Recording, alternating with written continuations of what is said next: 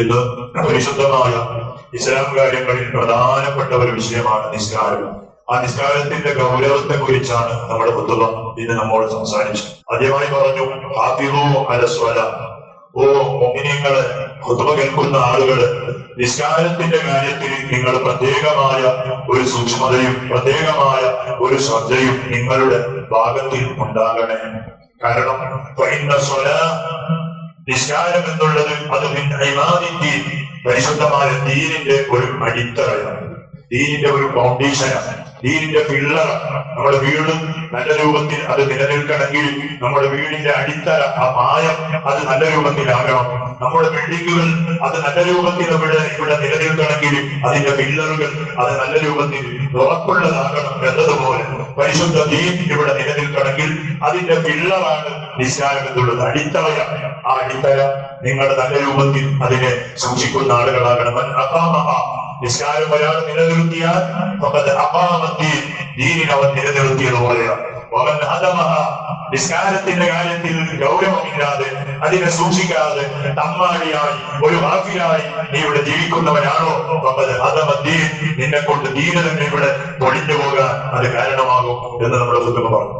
ഹബീബായ റസൂലുള്ളാഹി സ്വല്ലല്ലാഹു അലൈഹി വസല്ലം നമ്മളോട് മഹാന്മാരായ സ്വഹാബത്ത് പോയി ചോദിച്ചു, അയ്യുൽ അഅ്മാലി അഫ്ളൽ യാ റസൂലല്ലാഹ്, നബിയെ അമലുകളുടെ കൂട്ടത്തിൽ ഏറ്റവും ശ്രേഷ്ഠമായ അമൽ ഏതാണ് നബിയെ? നബി തങ്ങളുടെ മറുപടി സമയമായാൽ ഉടൻ നിസ്കരിക്കാനാണ് ഏറ്റവും അഫ്ളലായ അമൽ എന്ന് സയ്യിദുനാ റസൂലുള്ളാഹി തങ്ങൾ പഠിപ്പിച്ചതാണ്. മുഅ്മിനീങ്ങൾ, ഇന്ന് നമ്മുടെ ജീവിതത്തിൽ പലപ്പോഴും നിസ്കരിക്കുന്ന ആളുകൾ ധാരാളം, എന്നാലും നിസ്കാരത്തിന്റെ കാര്യത്തിൽ ഒരു ഗൗരവമില്ലാതെ തമ്മാടികളായി നടക്കുന്ന എത്രയോ ആളുകൾ നമ്മുടെ നാടുകളിൽ ധാരാളമാണ്. എല്ലാവരും പള്ളിയിൽ വന്നാല് നമ്മുടെ ഈ വിശാലമായ പള്ളി തന്നെ നിസ്കരിക്കാൻ മതിയാവൂല. എല്ലാവരും പള്ളിയിലേക്ക് വരണമെന്നല്ല പറയും, വീട്ടിൽ വെച്ച് നിസ്കരിക്കാം. പക്ഷെ നിസ്കാരം അതിന്റെ ഗൗരവം നമ്മുടെ ജീവിതത്തിൽ നാം പ്രത്യേകമായി കാണുന്നവരാകണം. ഇത്രയൊക്കെയും നിയമത്തുകൾ, സന്തോഷങ്ങൾ, ഇത്രയൊക്കെയും റഹ്മത്തുകൾ നമ്മുടെ ജീവിതത്തിൽ നമ്മുടെ റബ്ബ് നമുക്ക് തന്നിട്ട് ആ റബ്ബിന് ഒരു ദിവസത്തിൽ ഒരു 5 നേരം പടച്ച റബ്ബിന്റെ മുന്നിൽ സുജൂദ് ചെയ്യാൻ നമുക്ക് കഴിഞ്ഞില്ലെങ്കിൽ പിന്നെ ഞങ്ങളും റബ്ബുമായി എന്ത് ബന്ധമാണ്, എന്ത് ശുക്രാണ് നമ്മുടെ ജീവിതത്തിൽ ഉള്ളത്? എത്ര ആളുകളുണ്ട് രോഗികളായി കഴിയുന്നവർ?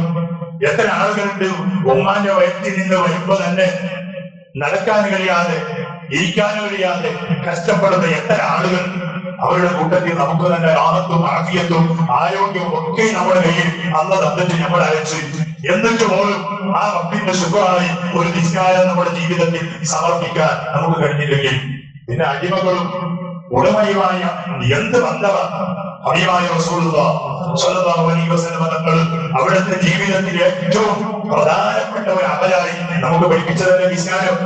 ദുനിയാവിന്റെ ചെറിയ ചെറിയ ആവശ്യങ്ങൾക്ക് വേണ്ടി നിസ്കാരം ഖളാ ചെയ്യുന്ന ആളുകൾ, സന്തോഷ ദിവസം വരുമ്പോ നിസ്കാരം മറക്കുന്ന ആളുകൾ, മുഅ്മിനീങ്ങളെ ഓർക്കണം, അല്ലാഹു തന്ന നിഅമത്ത്, അല്ലാഹു തന്ന നിഅമത്തൊന്ന് ഓർക്കണം. ആ പടച്ച റബ്ബിന്റെ മുന്നിൽ സുജൂദ് ചെയ്യാൻ നാം പ്രത്യേകമായ ഒരു ഉന്മേഷം നമ്മുടെ ജീവിതത്തിൽ കാണിക്കുന്നവരാകണം. ഹബീബായ റസൂലുള്ളാഹി തങ്ങൾ സുജൂദിൽ ഇങ്ങനെ കിടക്കുന്നു. ആ കിടക്കുന്ന സമയത്താണ് മഹാനായ ജിബ്രീൽ അലൈഹിസ്സലാം വന്നിട്ട് ഒരു ആയത്ത് ഓതി കൊടുക്കുന്നത്. ഹബീബായ തങ്ങൾ എന്താ ആയത്ത്? ഫഖലഖ മിൻ ബഅദിഹിം ഖൽഫുൻ അദാഉ സ്വലാ വതബഉ ശഹവാ ഫസൗഫ യൽഖൂന ഗയ്യാ. സുജൂദിൽ കിടക്കുന്ന ഹബീബായ തങ്ങൾ ഈ ആയത്ത് ജിബ്രീൽ അലൈഹിസ്സലാം ഓതി കൊടുത്തപ്പോ അവിടുന്ന് പൊട്ടിക്കരഞ്ഞുന്നാണ്. സുജൂദിൽ കിടന്നുകൊണ്ട് പൊട്ടിക്കരഞ്ഞുന്നാണ്. സ്വഹാബത്ത് മുഴുവനും റസൂലുള്ളാഹി തങ്ങളുടെ ആ കരച്ചിൽ കണ്ട് അത്ഭുതപ്പെട്ടു. സുജൂദിൽ നടിച്ചപ്പോ റസൂലുള്ളാഹി തങ്ങളോട് സ്വഹാബത്ത് ചോദിച്ചു, നബിയെ എന്തിനാണ് നബി നിങ്ങൾ കരഞ്ഞത്? ഹബീബായ തങ്ങൾ പറഞ്ഞു, ഞാൻ സുജൂദിൽ കിടക്കുമ്പോ ജിബ്രീൽ അലൈഹിസ്സലാം ഒരു ആയത്ത് ഓതി തന്നു, ആ ആയത്തിന്റെ അർത്ഥം ഓർത്ത് ഞാൻ കരഞ്ഞതാ. എന്താ ആയത്തിൽ പറഞ്ഞത്? ഖിയാമത്ത് നാളിൽ വരുന്ന ഉമ്മത്തീങ്ങളാകുന്ന നമ്മുടെ കാര്യങ്ങൾ ഈ ജിബ്രീൽ അലൈഹിസ്സലാം ഓതിക്കൊടുത്തതാ. എന്താ? ഫഖലഖ മിൻ ബഅദിഹിം ഖൽഫുൻ, ഓ നബിയെ നിങ്ങളുടെ തലമുറകളിൽ ഒരു വിഭാഗം ആളുകൾ ഇവിടെ വരാനുണ്ട് നബിയെ. അല്ലാഹു സ്വലാ, നിസ്കാരത്തിന്റെ കാര്യം അവർ ശ്രദ്ധിക്കാത്തവരാ, നിസ്കാരത്തിന്റെ കാര്യത്തിൽ അവർ അലസത കാണിക്കുന്നവരാ. ഓ നബിയെ, എന്താ കാരണം? അവരുടെ തടിവികാരങ്ങളാണ് അവർക്ക് വലുത്. അവരുടെ കച്ചവടം അവർക്ക് വലുതായി പോയി, അവരുടെ ജോലി അവർക്ക് വലുതായി, അവരുടെ കല്യാണം അവർക്ക് വലുതായി, അവരുടെ വീട്ടിൽ നടക്കുന്ന ആഡംബരങ്ങളും പരിപാടികളും അവർക്ക് വലുതായി. വലുതായപ്പോ നിസ്കാരം വിട്ടു. നിസ്കാരം പറഞ്ഞു. കല്യാണത്തിന്റെ ദിവസം പോലും സുബഹി നിസ്കരിക്കാത്ത പുതിയാപ്പന്മാരുടെ കാലാണ്. കല്യാണത്തിന്റെ ദിവസം പോലും പൊതുരാട്ടികൾക്ക് 5 നേരത്തെ നിസ്കാരം പോലും നഷ്ടപ്പെടുന്ന കാലാണ്. എന്താ കാരണം? വൈരാജ്യ പരിപാടിയാ. അത് വെച്ചാൽ എങ്ങനെ നിഷ്കരിക്കും? അല്ലെ, അതിന്റെ ഇടയിൽ ഈമാനുള്ള പെണ്ണുങ്ങളുണ്ട്, സഹോദരിമാരുണ്ട്. അതിന് മുമ്പ് തന്നെ ഉടുത്ത് ആ ഉടവ് പോകാത്തതുപോലെ സൂക്ഷിച്ച് വൈരാജ്യം ഉണ്ടായാലും ആ നിസ്കാരം കൃത്യമായി അള്ളാഹുവിന്റെ മുന്നിൽ സമർപ്പിക്കുന്ന എത്രയോ സഹോദരിമാരുണ്ട്. ഇല്ലെന്നല്ല, കൂടുതൽ അങ്ങനെയല്ല. കല്യാണത്തിന്റെ പേരിൽ, വൈരാഗ്യത്തിന്റെ പേരിൽ, സന്തോഷത്തിന്റെ പേരിൽ നിസ്കാരം ഒഴിവാക്കുന്ന ആളുകൾ തലമുറയിൽ വരാനുണ്ട് എന്ന് ജിബ്രീൽ അലൈഹിസ്സലാം ഓതിക്കൊടുക്കുകയാണ്. അവർ നാളെ കണ്ടുമുട്ടുന്നത് ഭീകരമായ എന്ന പേരുള്ള നരകമാണ്. ആ നരകത്തിന്റെ പേര് തന്നെ വയ്യത. അളന്ന വളച്ചത് തന്നെ നിസ്കരിക്കാത്ത ആളുകളെ ശിക്ഷിക്കാൻ വേണ്ടിയില്ല. ഇത് കേട്ടപ്പോ കാരുണ്യത്തിന്റെ കടലായ സങ്കടം സഹിക്കാൻ കഴിയാതെ, കാരണം എന്റെ ഉമ്മത്ത് അനുഭവിക്കുന്ന വേദനയുണ്ട്, അത് താങ്ങാൻ കഴിയാതെ പതിവായ തങ്ങൾക്ക് അറിഞ്ഞോളാം. അതുകൊണ്ട് നിസ്കരിക്കണം. എന്ത് ബുദ്ധിമുട്ടുണ്ടായാലും നിസ്കാരം ഒഴിവാക്കുന്ന ഒരവസ്ഥ ഉണ്ടാകരുതെന്ന് നമുക്കറിയാം. മഹാന്മാരായ സ്വഹാബത്ത്, ആ സ്വഹാബത്ത് യുദ്ധത്തിന് പോയ ഒരു അവസ്ഥ ഉണ്ടായിരുന്നു. യുദ്ധം ചെയ്തുകൊണ്ടിരിക്കെ നിസ്കാരത്തിന്റെ സമയമായാൽ ആ യുദ്ധത്തിന്റെ അവസരത്തിൽ പോലും നിസ്കാരം ഒഴിവാക്കരുത് എന്ന് പഠിപ്പിച്ച മതമാണ് പരിശുദ്ധമായ ഇസ്ലാം. അല്ലെ, എങ്ങനെ നിസ്കരിക്കും? ഓടിക്കാണെങ്കിൽ ഓടി, ചാടിക്കാണെങ്കിൽ ചാടി, നിസ്കാരം ആ സമയത്ത് പോലും ഒഴിവാക്കരുത്. പിന്നെ നമ്മുടെ അവസ്ഥ എന്താ? നമ്മുടെ അവസ്ഥ എന്താ? നിസ്കരിക്കാത്ത വ്യക്തികളുടെ, നിസ്കരിക്കാത്ത അടിമകളുടെ അവസ്ഥ എന്താ? പറഞ്ഞു, നിസ്കാരം ഒഴിവാക്കുന്ന ആളുകൾ അവരെ സാക്ഷിക്ക് പറ്റൂല. നിസ്കാരം ഒഴിവാക്കുന്ന ആളുകൾ സാക്ഷിക്ക് പറ്റൂല. വിവാഹം കഴിഞ്ഞാൽ പിന്നെ പള്ളിയുടെ രജിസ്റ്റർ നോക്കി സാക്ഷിന്റെ ഒപ്പിടുന്ന പരിപാടി. അല്ലെ, ഇന്ന് നമുക്ക് കാണുന്ന ഒരു സാക്ഷികൾ മാത്രമേ ഉള്ളൂ. ആ സാക്ഷിക്ക് പറ്റിയ ആളല്ല ആര്? നിസ്കരിക്കാത്തവൻ. ഇസ്ലാമിന്റെ കോടതിയുള്ള നാടാണെങ്കിൽ ആ നാട്ടിൽ അവർക്ക് സാക്ഷിക്ക് പറ്റൂല. നിസ്കരിക്കാത്ത ആളുകൾ അവർക്ക് ഇസ്ലാമിന്റെ രാഷ്ട്രത്തിൽ ഒരു സുരക്ഷിതത്വം പോലും ഇല്ല എന്നതാണ്. ഇസ്ലാം പറയുന്നത് നിസ്കാരം അതിനെ ജമാക്കുന്ന ഒരു സമയത്ത് പോലും അസർ 2 കൂട്ടി നിസ്കരിക്കാം. ആ നിസ്കാരത്തിന്റെ സമയം കഴിഞ്ഞിട്ട് പോലും നിസ്കാരം നിർവഹിച്ചില്ലെങ്കിൽ ഇസ്ലാം പറയുന്നത് ഇസ്ലാമിന്റെ കോടതിയുള്ള നാടാണെങ്കിൽ അവരെ തല വഹിച്ചു കൊടുക്കണം. അത് എത്ര ആളുകൾ നമ്മുടെ നാട്ടിൽ തലയില്ലാത്ത ആളുകൾ എത്രയുണ്ട്? അല്ലെ, എന്റെ ഞാനൊരു നിസ്കാരം ശ്രദ്ധല്ല, നിസ്കാരം ശ്രദ്ധിക്കൂല. പിന്നെ പല ആളുകൾ നിസ്കരിക്കുന്നവരുണ്ട് എങ്ങനെ തോന്നിയത് പോലെയുള്ള നിസ്കാരം. ഓരോ അസുറും അവരും ഇഷാവരും ഒന്നിച്ചുള്ള നിസ്കാരം. എന്റെ കാരണം ചോദിച്ചാൽ പറയുന്നത് സ്ഥലം പണിയുണ്ടായിരുന്നു, പണിക്ക് പോയില്ല. ഈ പണിയുടെ പേരിൽ നിസ്കാരം ഒഴിവാക്കാൻ പറ്റുമോ? ഒഴിവാക്കാൻ പറ്റുമോ? വിയപ്പ് അത് നജസല്ല, മണ്ണ് നജസല്ല, സിമന്റ് നജസല്ല. നമുക്ക് അവിടുത്തെ മറക്കുന്ന ഒരു വസ്ത്രമുണ്ടായാൽ ഒതുവെടുത്ത് ഏത് സ്ഥലത്തിൽ നമുക്ക് നിസ്കരിക്കാൻ പറ്റും. പക്ഷെ എന്ത് വേണോ? ഈമാനോ. അല്ലെ, ഏത് ഗ്യാരണ്ടിയാ? എവിടെ നാട്ടിൽ കബീർ എന്ന് പറയുന്ന ഒരു ചെറുപ്പക്കാരൻ മരിച്ചുപോയി. അവിടുത്തെ ആ കുത്തുബിനഗർ പള്ളിയിലെ നന്ദി ഉസ്താദ് നേരത്തെ കുത്തുബക്ക് വരുന്നതിന് മുമ്പ് വിളിച്ചു. നല്ലൊരു ചെറുപ്പക്കാരനായിരുന്നു.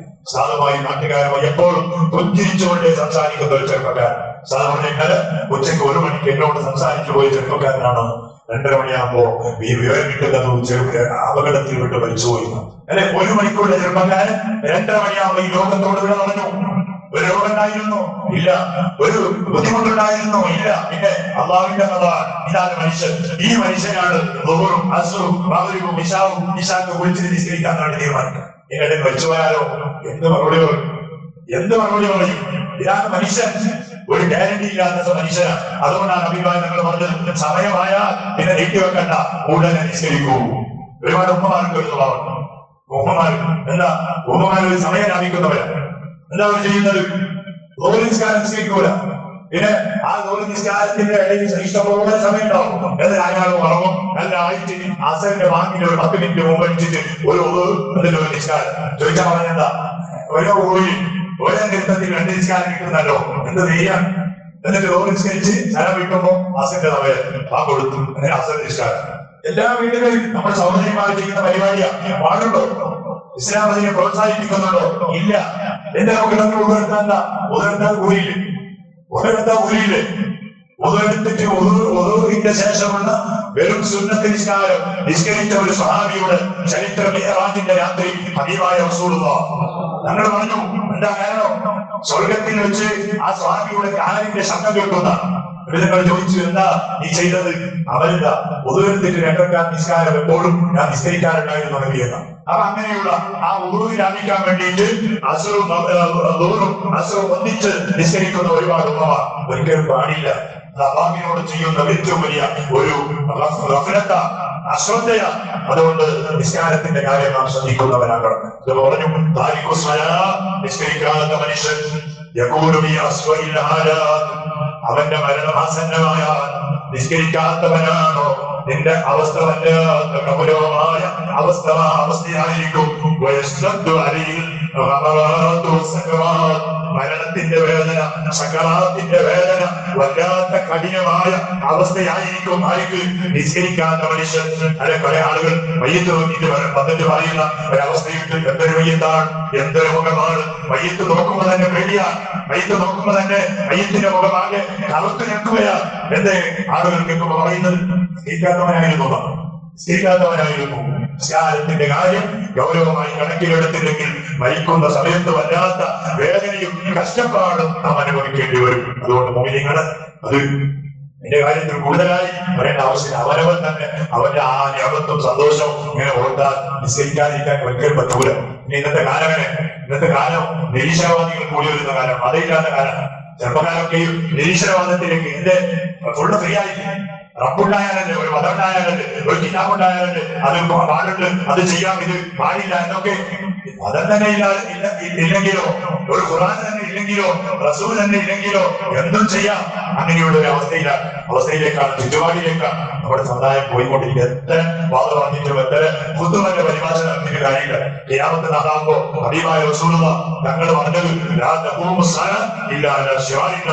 ഇവിടെ ചീത്ത ആളുകൾ മാത്രം ബാക്കിയാവുമ്പോഴാണ് ഖിയാമത്ത് നാൾ സംഭവിക്കാത്ത. നല്ല ആളുകൾ പെട്ടെന്ന് മരിച്ചു പോകും. നല്ല ചെറുപ്പക്കാരൻ മരിച്ചു പോയി, നല്ല ആള് മരിച്ചു പോകുന്നു, നല്ല പണ്ഡിതൻ മരിച്ചു പോകുന്നു. പിന്നെ ഇവിടെ ബാക്കിയായ തമ്പാടികൾ മാത്രമാണ്.